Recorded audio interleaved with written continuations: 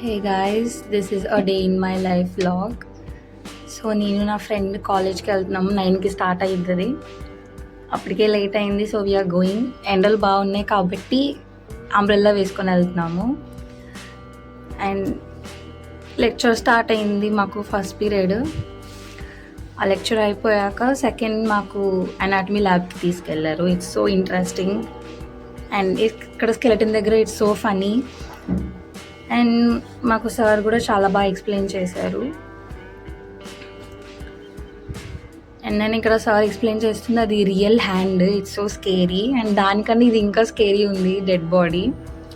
And next Biochem క్లాస్లో మా madam ఒక చిన్న స్కిట్ చేయించారు బాయ్స్తో. It's so funny. మేము చాలా నవ్వుకున్నాము.